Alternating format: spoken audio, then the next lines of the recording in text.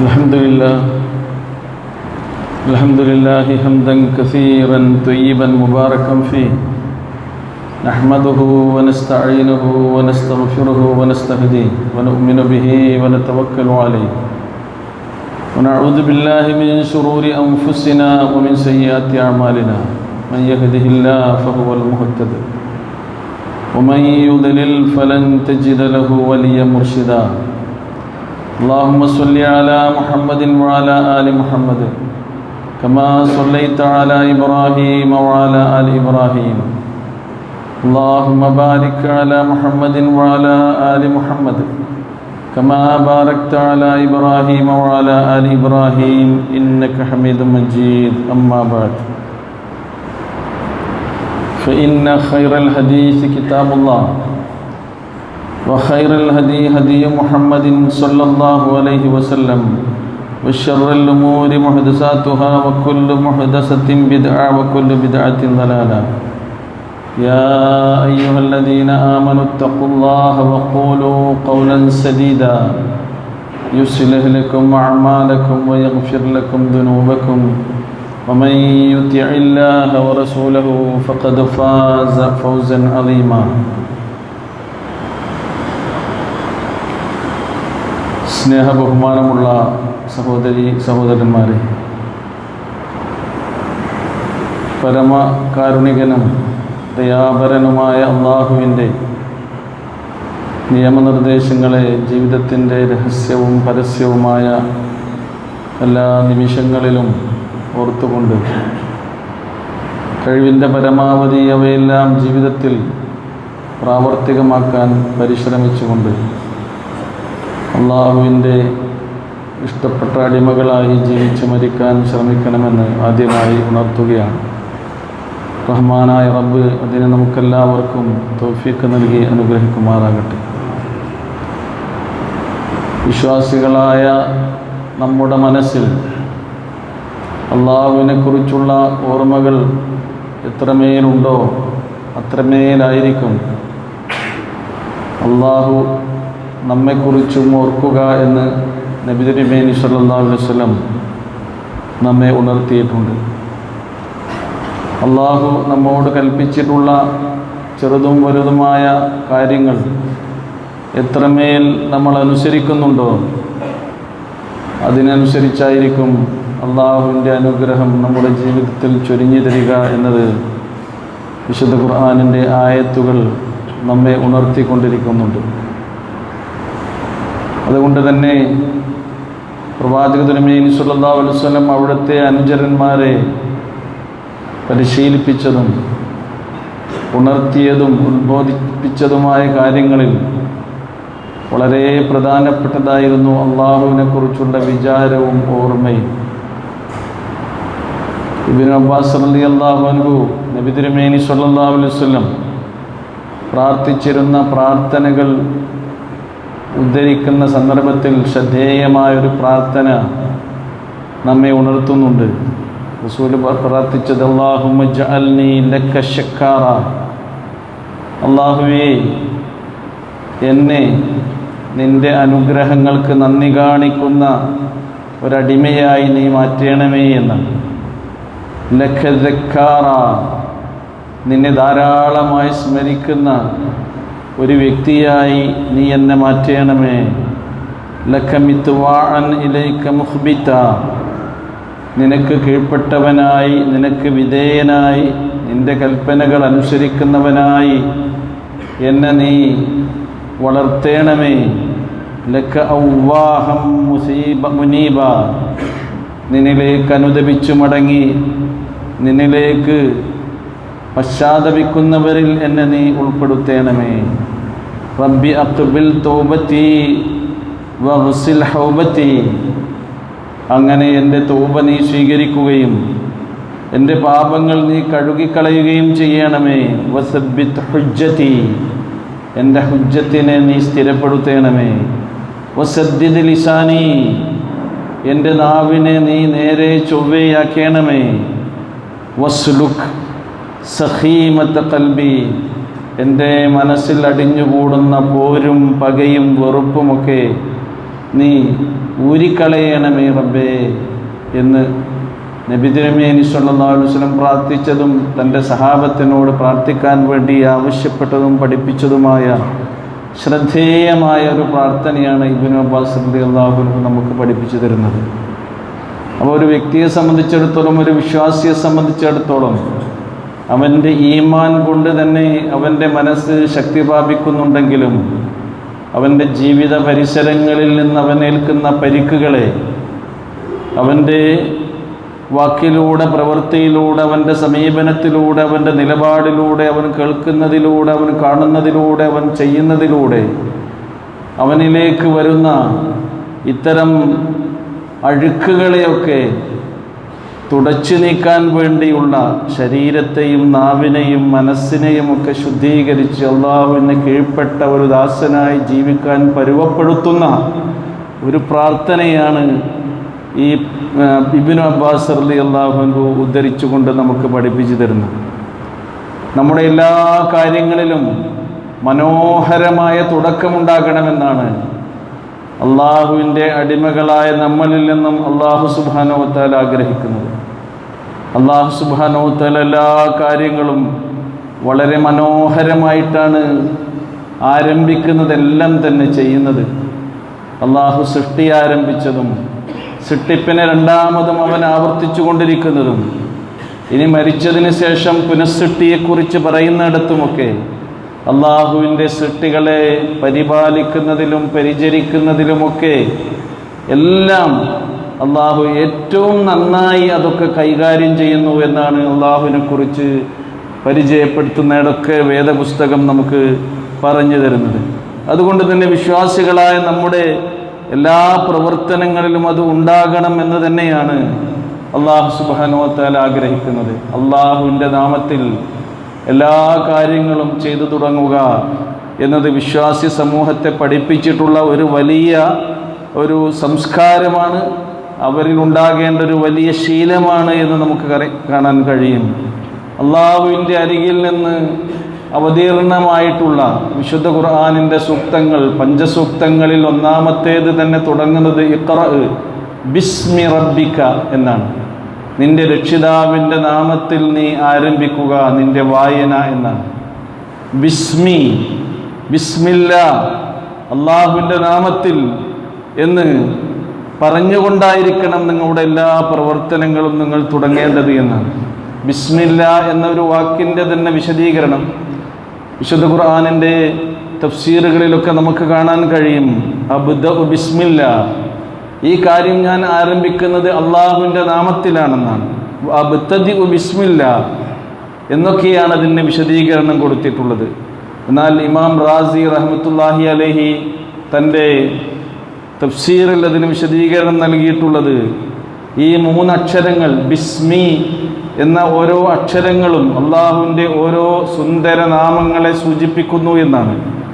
ബിസ്മി എന്നുള്ളതിലെ ബ, അൽ ബർ എന്ന അള്ളാഹുവിൻ്റെ ഒരു നാമത്തെ, ഇന്നഹു ഹുവൽ ബർറുർ റഹീം എന്ന് വിശുദ്ധ ഖുർആനിൽ പറഞ്ഞതുപോലെ നന്മ ചെയ്യുന്നവൻ എന്ന അള്ളാഹുവിൻ്റെ ആ നാമത്തെയാണ് ബിസ്മിയിലെ ബ കൊണ്ട് ഉദ്ദേശിക്കുന്നതെന്നും അതിലെ സീനു കൊണ്ട് ഉദ്ദേശിക്കുന്നത് അസ്സമീഉ, എല്ലാം കേൾക്കുന്നവനായ അള്ളാഹു എന്ന ആ അള്ളാഹുവിൻ്റെ നാമത്തെയാണ് സൂചിപ്പിക്കുന്നത് എന്നും മീമ് കൊണ്ട് ഉദ്ദേശിക്കുന്നത് അള്ളാഹുവിൻ്റെ 99 സുന്ദര നാമങ്ങളിൽപ്പെട്ട നാമങ്ങൾ മാലിക്കുൽ മുൽക്ക്, അവൻ സർവാധിപതിയാണ് എന്നതാണ് അതുകൊണ്ട് ഉദ്ദേശിക്കുന്നതും എന്നും.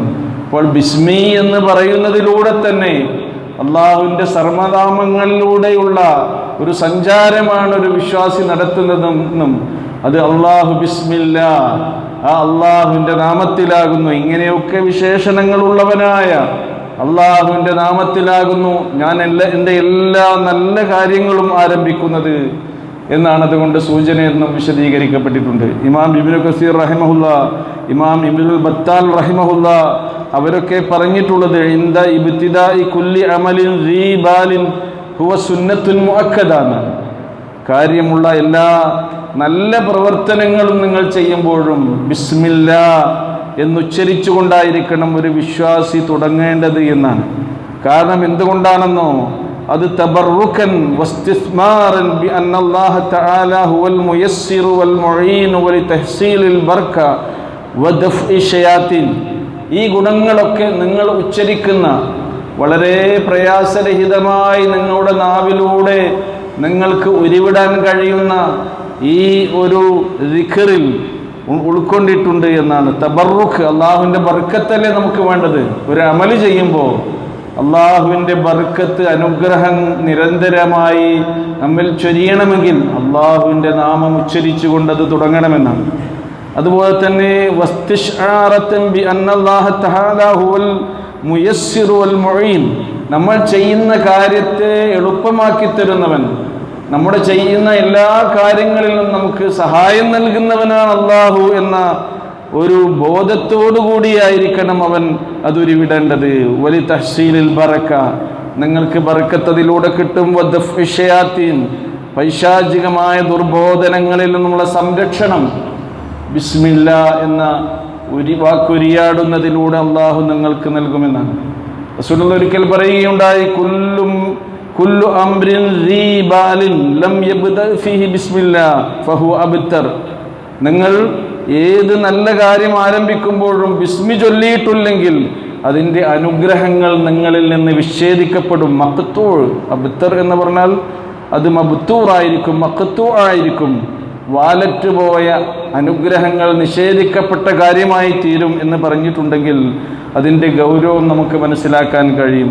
അതേപോലെ തന്നെ പൈശാചികമായ ദുർബോധനങ്ങളിൽ നിന്നുള്ള കാവൽ നമ്മുടെ ജീവിതത്തിൽ നമുക്ക് എപ്പോഴും ഉണ്ടാകേണ്ടതാണ്. ഉസാമത്ത് ബിൻ ഉമൈറുൽ ഹദിലി റളിയല്ലാഹു അൻഹുവിൽ നിന്ന് ഉദ്ധരിക്കുന്നുണ്ട്, അദ്ദേഹം പ്രവാചകന്റെ കൂടെ ഒരിക്കൽ യാത്ര പോവുകയാണ്. പ്രവാചകന്റെ റദീഫ്, സഹയാത്രികനായിക്കൊണ്ടാണ്, അതും ഒരു കഴുതപ്പുറത്താണ്. കുന്തു റദീഫ അൻ നബി സല്ലല്ലാഹു അലൈഹി വസല്ലം അലാ ഹിമാരിൻ. കഴുതപ്പുറത്ത് ഇങ്ങനെ പോകുമ്പോൾ ഫഅസറ, അദ്ദേഹം കഴുതപ്പുറത്ത് നിന്ന് വഴുതി വീണു. ഫഖുൽത്, അപ്പോൾ അദ്ദേഹം പറയാ, ഞാനിങ്ങനെ പറഞ്ഞു പോയി, തഅസ ശൈത്താൻ, ശൈത്താൻ തൊലഞ്ഞു പോകട്ടെ എന്ന് പറഞ്ഞു പോയി. ഫഖാൽ, ഇത് കേട്ട് റസൂൽ കരീം സല്ലല്ലാഹു അലൈഹി വസല്ലം പറഞ്ഞു, ലാ തഖുൽ തഅസ ശൈത്താൻ, നീ അങ്ങനെ പറയണ്ട. നീ അങ്ങനെ ചെകുത്താന്റെ പേരിൽ എന്തെങ്കിലും ഉരിയാടുകയാണെങ്കിൽ ഫഇന്നഹു യഅ്ലമുഹു ഹത്താ യസീറ മിസ്ലൽ ബൈത്ത്, നിന്റെ ആ വാക്ക് അവനൊന്ന് വലുതാക്കും. ഞാൻ തരക്കേടില്ലല്ലോ, അവൻ വഴുതി വീണപ്പോൾ എന്നെയാണല്ലോ അവൻ ഓർത്തത് എന്ന നിലക്ക് അവൻ വലുതായി പോകും. അതുകൊണ്ട് നീ അവൻ്റെ പേര് ഉച്ചരിക്കേണ്ടതില്ല എന്ന് റസൂലുള്ളാഹി സ്വല്ലല്ലാഹു അലൈഹി വസല്ലം പറഞ്ഞു. അവനൊരു വീടിനോളം വലുതാകും. യഖൂൽ, എന്നിട്ട് അവൻ പറയും, ബിഖുവ്വതി സറഅതു, എൻ്റെ കഴിവ് കൊണ്ടാണ് അവൻ കഴുതപ്പുറത്ത് നിന്ന് തള്ളിവിട്ടത് എന്നൊരു തോന്നൽ അവനുണ്ടാകും. നീ അവനെ കുറിച്ച് പറയുമ്പോൾ നീ എന്താ പറയേണ്ടതെന്നോ, ഖുൽ ബിസ്മില്ലാ, നീ അള്ളാഹുവിൻ്റെ നാമം ഉച്ചരിക്കുകയാണെങ്കിൽ ഫഇന്നഹു യസീറു മിസ്ല ദുബാബ്, അവൻ ചെറുതായി, അവൻ ചൂളിപ്പോകും. ഒരു അടി കൊണ്ട് ചത്തുപോകുന്ന ഈച്ചയെപ്പോലെ അവൻ ചെറുതായി പോകും എന്ന് പ്രവാചക തിരുമേനി സല്ലല്ലാഹു അലൈഹി വസല്ലം അവനെ ഉണർത്തുകയുണ്ടായി. നോക്കൂ നിങ്ങൾ, ഇങ്ങനെ അള്ളാഹുവിൻ്റെ പ്രത്യേകമായ അനുഗ്രഹവും സംരക്ഷണവും നമുക്ക് കിട്ടുന്നൊരു വാക്കാണ് ശരിക്ക് ഈ അള്ളാഹുവിൻ്റെ നാമത്തിൽ ഞാൻ തുടങ്ങുന്നു എന്ന ബിസ്മില്ല. ഇത് ഉച്ചരിക്കാൻ ഒരു പ്രയാസവും നമുക്കില്ല. ഈ അള്ളാഹുവിൻ്റെ നാമങ്ങളാണ് നമ്മുടെ മനോമുഖരങ്ങളിൽ സദാസമയവും നിറഞ്ഞു നിൽക്കേണ്ടത് എന്നാണ് അള്ളാഹു സുബ്ഹാനഹു വ തആല അവൻ്റെ വേദപുസ്തകത്തിൽ നമ്മെ ഉണർത്തിക്കൊണ്ടിരിക്കുന്നത്. അതുകൊണ്ട് തന്നെയാണ് വിശ്വാസികളായ നമ്മൾ ഏതൊരു സാധാരണ പ്രവൃത്തി പോലും ബിസ്മില്ലാ എന്ന് ചൊല്ലി ആരംഭിക്കുകയാണെങ്കിൽ അങ്ങനെ ആരംഭിച്ച ഒരു പ്രവൃത്തിക്ക്, ഒരു കർമ്മത്തിന് അള്ളാഹുവിൻ്റെ പ്രത്യേകമായ അനുഗ്രഹവും അള്ളാഹുവിൻ്റെ തലോടലും അള്ളാഹുവിൻ്റെ പ്രത്യേക പ്രതിഫലവും അതിന് ലഭിക്കും എന്ന് ഹദീസുകളുടെ അടിസ്ഥാനത്തിൽ വിശദീകരിക്കപ്പെട്ടിട്ടുള്ളത്. നമുക്കറിയാമല്ലോ, നമ്മൾ ഉറക്കത്തിൽ നിന്ന് ഉണരുമ്പോഴും ബിസ്മില്ലാ അൽഹംദുലില്ലാഹില്ലദീ അഹ്യാനാ ബഅദമാ അമാതനാ വഇലൈഹിൻ നുശൂർ, നമ്മൾ മരിച്ചതിന് ശേഷം പുതുജീവൻ നൽകി നമ്മൾ പുതിയ ഒരു ദിവസത്തിലേക്ക് എണീറ്റ് വരികയാണ്. അവിടെ അള്ളാഹുവിനെ സ്തുതിച്ചുകൊണ്ട് അവൻ്റെ നാമം ഉരുവിട്ടുകൊണ്ടാണ് നമ്മൾ വരുന്നത്. നമ്മൾ കിടക്കുമ്പോഴും ഏറ്റവും ചെറിയ ദുആയിൽ, കിടക്കാൻ നേരത്തെ പ്രാർത്ഥനയിൽ റസൂല് പഠിപ്പിച്ചത് ബിസ്മിക അല്ലാഹുമ്മ അഹ്യാ വ അമൂത്ത്, അള്ളാഹുവേ നിന്റെ നാമത്തിൽ നിന്റെ നാമത്തിലാണ് ഞാൻ ജീവിക്കുന്നതും ഞാൻ മരിക്കുന്നതുമെന്നാണ്. ഇനി സുദീർഘമായി നമ്മൾ ചൊല്ലുന്ന പ്രാർത്ഥനയിലോ ബിസ്മിക റബ്ബി വലഅതു ജംബി വബിക അർഫഉഹു, അല്ലാഹുവേ എൻ്റെ ശരീരഭാഗം ഞാനിതാ എൻ്റെ കിടക്കയിൽ ഞാനിതാ വെച്ചിരിക്കുന്നു, നിന്റെ നാമത്തിൽ മാത്രമേ ഞാൻ കിടന്നിടത്ത് നിന്ന് എനിക്ക് എഴുന്നേൽക്കാൻ കഴിയുകയുള്ളൂ. വബിക അർഫഉഹു ഇൻ അംസക്ത നഫ്സി ഫർഹംഹാ, ഞാൻ ഉറങ്ങുന്ന നേരത്ത് എൻ്റെ ആത്മാവിനെ നീ പിടിക്കുകയാണെങ്കിൽ നീ അതിനോട് കരുണ കാണിക്കണമേ. വൈനർസൽതഹാ ഫർഫൽഹാ ബിമാ തഹ്ഫളു ബിഹി ഇബാദക സ്വാലിഹീൻ, അതല്ല ഞാൻ എഴുന്നേൽക്കുന്ന നേരത്തെ എൻ്റെ ആത്മാവിനെ എനിക്ക് തിരിച്ചു തരികയാണെങ്കിൽ പിന്നീടുള്ള എൻ്റെ ജീവിത സമയത്തും നിന്റെ പ്രത്യേക സംരക്ഷണം എനിക്ക് ലഭിക്കണമേ നാഥ എന്നാണ് നമ്മൾ പറയുന്നത്.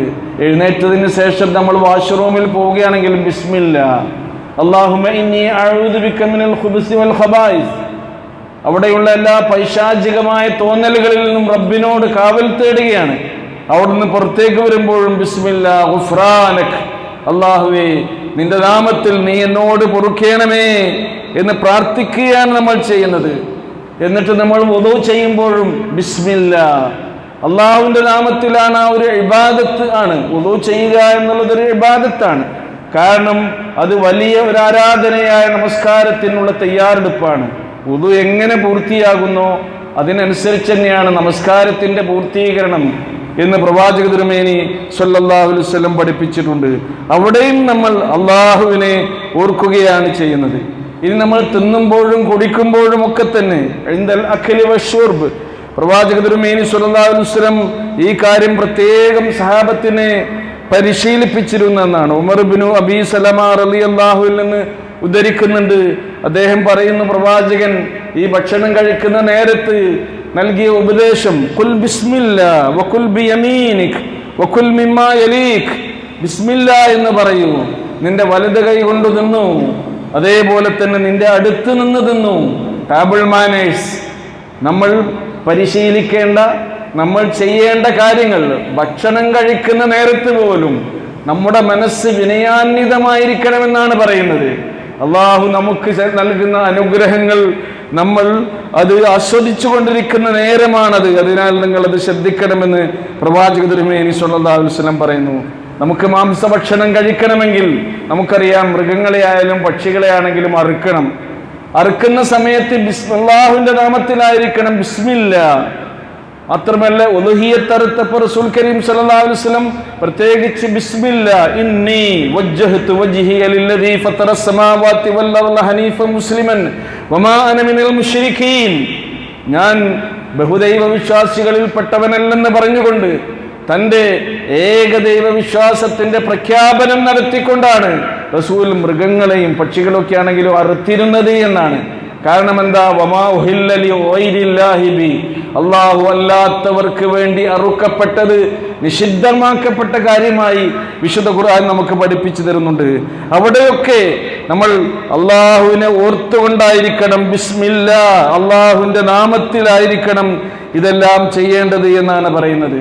വീട്ടിൽ നിന്ന് നമ്മൾ പുറത്തിറങ്ങുമ്പോഴും ബിസ്മില്ലാ തവക്കൽതു അലല്ലാഹ് ലാ ഹൗല വലാ ഖുവത ഇല്ലാ ബില്ലാഹ് എന്ന ദിക്ർ, അതിന്റെ മഹത്വം അതെങ്ങാനും നമ്മൾ ഉരുവിടുകയാണെങ്കിൽ അള്ളാഹുവിന്റെ ഒരു രക്ഷാകവചം നമ്മളിൽ ഉണ്ടാകുമെന്ന് പ്രവാചക തിരുമേനി സല്ലല്ലാഹു അലൈഹി വസല്ലം പഠിപ്പിക്കുന്നു. അള്ളാഹുവിനെ ഓർത്തുകൊണ്ടാണ് നമ്മൾ എങ്ങോട്ടാണെങ്കിലും വീട്ടിൽ നിന്ന് ഇറങ്ങി പുറപ്പെടുന്നത് എന്നതിനാലാണത്.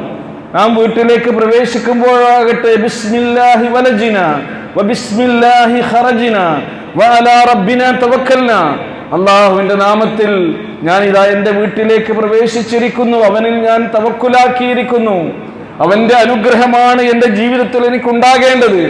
റസൂൽ കരീം സല്ലല്ലാഹു അലൈഹി വസല്ലം ഒരിക്കൽ പറയുകയുണ്ടായി, ഈ ദിക്റോട് കൂടിയാണ് ഒരു വ്യക്തി വീട്ടിലേക്ക് പ്രവേശിക്കുന്നത് എങ്കിൽ പിശാച് പറഞ്ഞു പോകുമെന്നാണ്, എനിക്ക് ഇനി ഈ വീട്ടിൽ ഭക്ഷണമില്ല, ഇവിടെ കിടക്കാൻ ഒരിടമില്ല എന്ന് പറഞ്ഞാൽ പിശാച് നിരാശനായി പോകുന്നു. എന്തിലൂടെ? നാം അള്ളാഹുവിനെ സ്മരിക്കുന്നതിലൂടെ, ഓർക്കുന്നതിലൂടെ എന്ന് പ്രവാചക തിരുമേനി സല്ലല്ലാഹു അലൈഹി വസല്ലം നമുക്ക് പഠിപ്പിച്ചു തരികയുണ്ടായി. നമ്മൾ വാഹനത്തിൽ കയറുമ്പോഴാണെങ്കിലും അതാണ് ബിസ്മില്ലാ സുബ്ഹാനല്ലദീ സഖറ ലനാ ഹാദാ വമാ കുന്നാ ലഹു മുഖ്രിനീൻ വഇന്നാ ഇലാ റബ്ബിനാ ലമുൻഖലിബൂൻ. ഈ വാഹനം എനിക്ക് കീഴ്പ്പെടുത്തി തന്ന അല്ലാഹു പരമപരിശുദ്ധനാകുന്നു. ഒരിക്കലും ഇതിന്റെ നിയന്ത്രണം ഞങ്ങളുടെ കയ്യിലല്ല. നമ്മൾ യാത്ര ചെയ്യുമ്പോൾ വാഹനത്തിന്റെ നിയന്ത്രണം നമ്മുടെ കയ്യിലാണ്, കൺട്രോളിലാണ് എന്ന് നമ്മൾ വിചാരിക്കുകയാണ്. വാഹനം നല്ല വാഹനമാണെങ്കിൽ നമുക്ക് തോന്നും ഇത് ഒരു അപകടവും പറ്റാൻ സാധ്യതയില്ലാത്തത് ആണെന്ന തോന്നലില്ലാതിരിക്കാനാണ് റസൂൽ കരീം സല്ലല്ലാഹു അലൈഹി വസല്ലം പറഞ്ഞത്. വാഹനത്തിൽ കയറുമ്പോൾ ബിസ്മില്ലാ എന്ന് പറഞ്ഞുകൊണ്ട് നിങ്ങൾ പറയണം അല്ലാഹു അക്ബർ, അല്ലാഹു അക്ബർ, അല്ലാഹു അക്ബർ. 3 തവണ അള്ളാഹുവിനെ മഹത്വപ്പെടുത്തിക്കൊണ്ടാണ് നിങ്ങൾ ഈ ദിക്റ് ചൊല്ലേണ്ടത് എന്നാണ് പ്രവാചക തിരുമേനി സല്ലല്ലാഹു അലൈഹി വസല്ലം നമുക്ക് പഠിപ്പിച്ചു തന്നത്. സഹോദരങ്ങളെ, ഇങ്ങനെ നോക്കൂ, എല്ലാ കാര്യങ്ങളിലും അള്ളാഹുവിനെ ഓർത്തുകൊണ്ട് ആരംഭിക്കുകയാണെങ്കിൽ അള്ളാഹുവിന്റെ ബർക്കത്ത് ഉണ്ടാകും. നമ്മൾ അള്ളാഹിന്റെ ബർക്കത്ത് തേടി വേറെ കുറെ കുറുക്ക് വഴികളാണ് അന്വേഷിച്ചു കൊണ്ടിരിക്കുന്നത്. അള്ളാഹുവിന്റെ നാമം സ്മരിക്കുന്നതിലൂടെ, അള്ളാഹുവിന്റെ അനുഗ്രഹത്തെക്കുറിച്ചുള്ള ബോധത്തോടുകൂടി അനുഗ്രഹങ്ങൾക്ക് ശുക്ർ ചെയ്ത് ജീവിച്ചാൽ അവിടെയാണ് അള്ളാഹുവിന്റെ അടിമക്ക് അവൻ അനുഗ്രഹങ്ങൾ ചൊരിഞ്ഞു കൊടുക്കുക എന്നാണ് അള്ളാഹു സുബ്ഹാനഹു വ തആല നമ്മെ ഉണർത്തിയിട്ടുള്ളത്. നമ്മുടെ പഠനം ആരംഭിക്കുകയാണെങ്കിൽ, അതേപോലെ തന്നെ ഒരു ക്ലാസ് ആരംഭിക്കുകയാണെങ്കിൽ, നമ്മുടെ ഏത് നല്ല ജോലികളും തൊഴിലുകളും നമ്മൾ ആരംഭിക്കുകയാണെങ്കിൽ ബിസ്മില്ലാ, ഒരു പ്രയാസവുമില്ലാതെ അള്ളാഹുവിന്റെ നാമത്തിൽ നിന്ന് അള്ളാഹുവിനെ ഓർത്തുകൊണ്ട് അങ്ങനെ അത് ആരംഭിക്കുന്നതിലൂടെയാണ് അള്ളാഹുവിന്റെ ബർക്കത്ത് നമുക്ക് കിട്ടുക, അള്ളാഹുവിന്റെ സംരക്ഷണം നമുക്ക് കിട്ടുക എന്ന് കൂടി പറയുന്നുണ്ട്. എത്രത്തോളം എന്ന് വെച്ചാൽ നമ്മളൊരു കത്തെഴുതുകയാണെങ്കിൽ പോലും ബിസ്മില്ലാഹിർ റഹ്മാനിർ റഹീം എന്ന് എഴുതുന്നത് ഒരു വിശ്വാസിയെ സംബന്ധിച്ചിടത്തോളം അതവന്റെ സംസ്കാരത്തിന്റെ ഒരു ഭാഗമാണ്. നമുക്കറിയാമല്ലോ, യമനിലെ രാജ്ഞിക്ക് സുലൈമാൻ നബി അലൈഹി സ്വലാത്തു വസ്സലാം കത്തയച്ച കാര്യം. ആ കത്തിന്റെ ആരംഭം വിശുദ്ധ ഖുർആൻ സൂറ അൻ-നംലിലെ 30-ാമത്തെ സൂക്തത്തിൽ പറയുന്നുണ്ട്. യമനിലെ രാജ്ഞിക്ക് സുലൈമാൻ അലൈഹിസ്സലാം കത്തയക്കുകയാണ്. ഇന്നഹു മിൻ സുലൈമാന വ ഇന്നഹു ബിസ്മില്ലാഹിർ റഹ്മാനിർ റഹീം. 114 സൂറകളുള്ള വിശുദ്ധ ഖുർആനിൽ 114 ബിസ്മിയുമുണ്ട്. പക്ഷേ വിശുദ്ധ ഖുർആനിലെ സൂറ തൗബ എന്ന സൂറയിൽ ആദ്യത്തിൽ ബിസ്മി പറഞ്ഞുകൊണ്ടല്ല, ബിസ്മി ചൊല്ലിക്കൊണ്ടല്ല അത് ആരംഭിക്കുന്നത്. അത് ഇൻഷാ അല്ലാഹ് നമുക്ക് വിശദീകരിക്കാം. അപ്പോൾ ഇങ്ങനെ ഒരു കത്തെഴുതുമ്പോൾ പോലും, ഒരു അറിയിപ്പ് മറ്റുള്ളവർക്ക് നൽകുമ്പോൾ പോലും അതും ബിസ്മിയോടുകൂടി ആയിരിക്കണമെന്നാണ്. നമുക്കറിയാമല്ലോ, ജലപ്രളയത്തിൽ നിന്ന് രക്ഷപ്പെടാൻ വേണ്ടി അല്ലാഹു സുബ്ഹാനഹു വ തആലയുടെ കൽപ്പന പ്രകാരം നൂഹ് അലൈഹി സ്വലാത്തു വസ്സലാം ഒരു കപ്പലുണ്ടാക്കി. മരുഭൂമിയിൽ കപ്പലുണ്ടാക്കിയതിന്റെ പേരിൽ ഒരുപാട് പരിഹാസങ്ങൾക്ക് നൂഹ് അലൈഹി സ്വലാം വിധേയനായി. പിന്നീടാണ് അള്ളാഹുവിന്റെ ശിക്ഷ അവർക്ക് വരുന്നു. അങ്ങനെ മഴ ധാരധാരയായി പെയ്തിറങ്ങുന്നു, ഉറവ പൊട്ടുന്നു.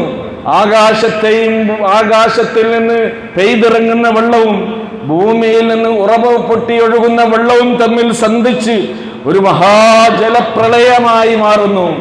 അങ്ങനെ അവിശ്വാസികളെല്ലാം മുങ്ങി മരിക്കുമെന്നുറപ്പായ സന്ദർഭത്തിൽ നൂഹ് അലൈഹിസ്സലാം ഉണ്ടാക്കിയ കപ്പലിൽ എല്ലാ വിശ്വാസികളോടും കയറാൻ പറയുന്നുണ്ട്. വഖാലർകബൂ ഫീഹാ ബിസ്മില്ലാഹി മജ്രിഹാ വമുർസാഹാ.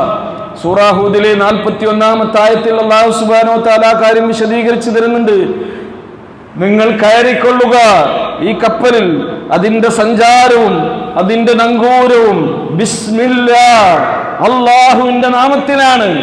അതുകൊണ്ട് അള്ളാഹുവിന്റെ രക്ഷയും അള്ളാഹുവിന്റെ അനുഗ്രഹവും ഇത് നങ്കൂരമിടുന്നത് വരെ ഈ കപ്പലിൽ വെച്ചും, നങ്കൂരമിട്ട് കഴിഞ്ഞ് നിങ്ങൾ രക്ഷപ്പെട്ടുക, നിങ്ങളുടെ ജീവിതത്തിലുടനീളവും അതുണ്ടാകും.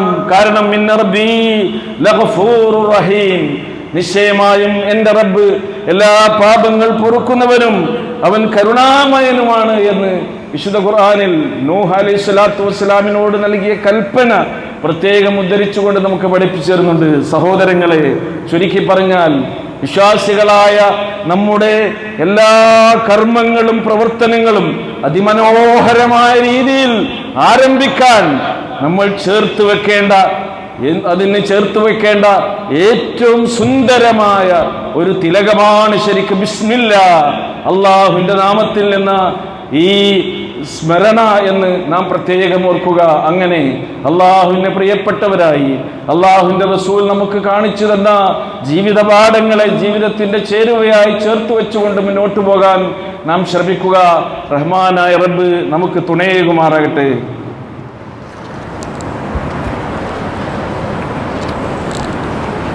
അൽഹംദുലില്ലാഹി الذي هدانا لهذا وما كنا لنهتدي لولا أن هدانا الله اللهم صل على محمد وعلى آل محمد كما صليت على إبراهيم وعلى آل إبراهيم إنك حميد مجيد اتقوا الله عباد الله.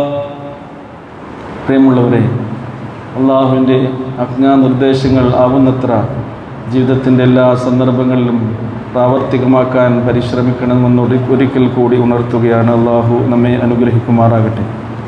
വിശുദ്ധ ഖുർആൻ സൂറ തൗബയിൽ ബിസ്മി ഇല്ലാതെയാണ് ആരംഭിച്ചത് എന്ന് നമുക്കൊക്കെ അറിയാം.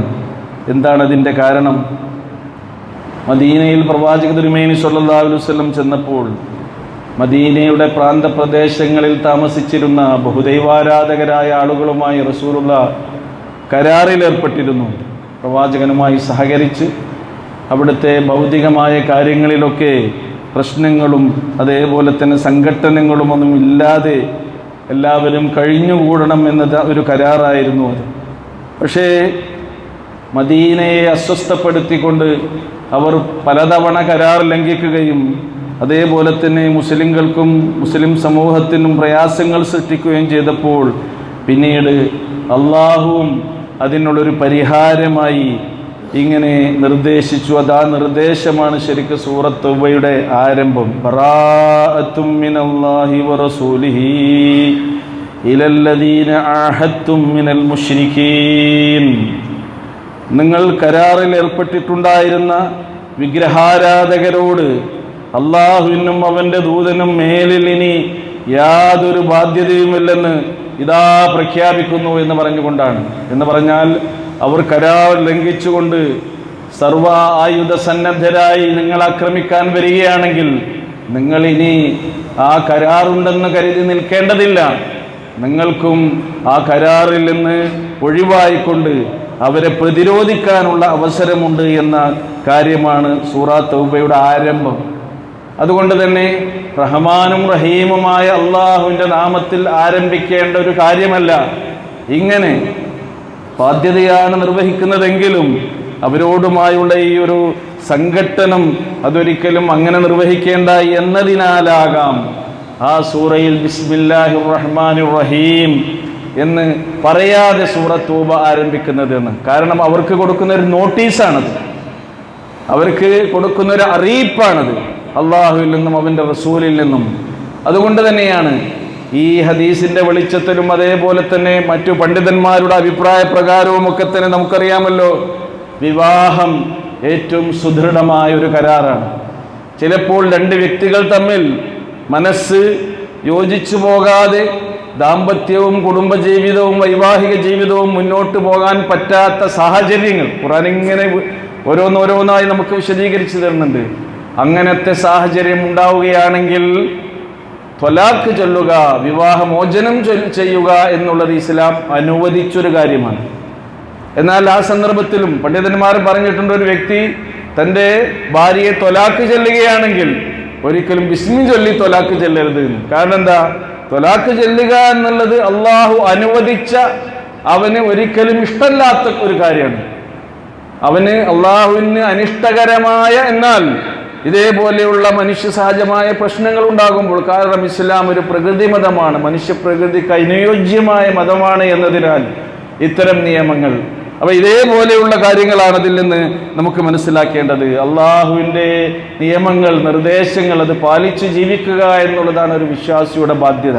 എന്നാൽ ഈ ബിസ്മിയുടെ പേരിൽ തന്നെ ഒരുപാട് അന്ധവിശ്വാസങ്ങളും അതേപോലെ തന്നെ ആചാര വൈകൃതങ്ങളും ഇന്ന് സമൂഹത്തിൽ നമുക്ക് കാണാൻ കഴിയും. ബിസ്മില്ല എന്ന് പോലും പറയാൻ മനുഷ്യൻ മെനക്കെടാതെ അതിന് പകരം അക്കങ്ങളെ തെരഞ്ഞെടുക്കുന്നു. 786 അതിനൊരു പ്രത്യേകത കൽപ്പിക്കുന്നു. ബിസ്മില്ലാ എന്ന് എഴുതണ്ട, അത് പറയും വേണ്ട, 786 എന്ന് പറഞ്ഞാൽ മതിയോ? മാത്രമല്ല ഖുർആനിലെ സൂറകളുടെ എണ്ണത്തിന്റെ അത്ര 114 തവണ 786 എന്ന് പറയുക. എന്നാൽ അതിനെന്തെങ്കിലും പ്രത്യേക പോരിശയുണ്ട് എന്ന് പറയുക. ഒരു വലിയ ലോഡ്ജ് നമ്മൾ ഉണ്ടാക്കി, അതിന് 100 റൂമുകളാണുള്ളത് എന്ന് വിചാരിക്കുക. എന്നിട്ട് അത് 700 കൊണ്ട് അതിൻ്റെ റൂമിൻ്റെ എണ്ണം ആരംഭിക്കുക.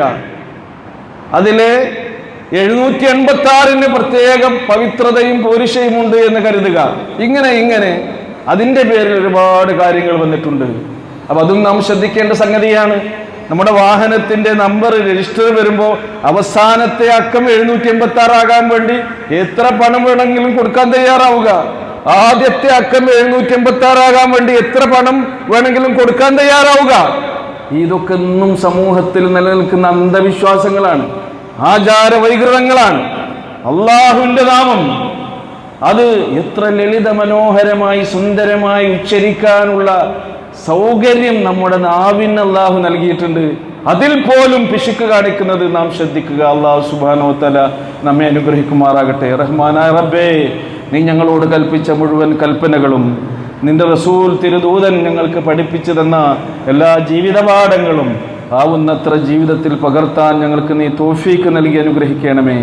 ഞങ്ങൾ അറിഞ്ഞും അറിയാതെയും പറ്റിപ്പോകുന്ന തെറ്റുകൾ ഞങ്ങളോട് പൊറുക്കണമേ. ഞങ്ങൾ മരണപ്പെട്ടു പോയിട്ടുള്ള വാത്സല്യനിധികളായിരുന്ന ഞങ്ങളുടെ മാതാപിതാക്കൾ, അടുത്ത ബന്ധുക്കൾ, പ്രിയപ്പെട്ടവർ എല്ലാവർക്കും മഗ്ഫിറത്തും മർഹമത്തും നൽകി അനുഗ്രഹിക്കണമേ. ഞങ്ങളിൽ രോഗികളായിട്ടുള്ള പണ്ഡിതന്മാരായ ആളുകൾ, ഞങ്ങളുടെ സഹപ്രവർത്തകർ, ഞങ്ങളുടെ കൂട്ടുകുടുംബങ്ങളിൽപ്പെട്ട നാട്ടുകാരായ ആളുകളെല്ലാവരും നിങ്ങളുടെ പ്രാർത്ഥനയിൽ ഞങ്ങളെ ഓർക്കണമേ എന്ന് ദുആ കൊണ്ട് വസിയത്ത് ചെയ്തവരും അല്ലാത്തവരായ എല്ലാവരുടെയും രോഗത്തിന് ശിഫയും ശമനവും സൗഖ്യവും സമാധാനവും നൽകി നീ അനുഗ്രഹിക്കണമേ നാഥ. ജീവസന്ധാരണത്തിന് വേണ്ടി ഞങ്ങൾ ചെയ്യുന്ന ഞങ്ങളുടെ തൊഴിലും ഞങ്ങളുടെ കച്ചവടവും ഞങ്ങളുടെ കൃഷിയും ഞങ്ങളുടെ എല്ലാ സംരംഭങ്ങളിലും ഞങ്ങളുടെ ഏർപ്പാടുകളിലുമൊക്കെ നിന്റെ എല്ലാ ബർക്കത്തുകളും ചൊരിഞ്ഞു കൊടുത്തരണമേ റബ്ബേ. കടബാധ്യതയിൽ നിന്നും സാമ്പത്തിക ഞെരുക്കങ്ങളിൽ നിന്നും മഹാമാരിയിൽ നിന്നും മഴക്കെടുതികളിൽ നിന്നും ദുരിതങ്ങളിൽ നിന്നുമൊക്കെ ഞങ്ങളെ നീ കാത്തുരക്ഷിക്കണമേ റബ്ബേ. അല്ലാഹുമ്മ ഗ്ഫിർ ലിൽ മുഅ്മിനീന വൽ മുഅ്മിനാത്ത് വൽ മുസ്ലിമീന വൽ മുസ്ലിമാത്ത് അൽ അഹ്യാഇ മിൻഹും വൽ അംവാത്ത് ഇന്നക മുജീബുദ് ദഅവാതി യാ ഖാദിയൽ ഹാജാത്ത്. റബ്ബനാ ആതിനാ ഫിദ് ദുനിയ ഹസന വഫിൽ ആഖിറതി ഹസനതൻ വഖിനാ അദാബൻ നാർ.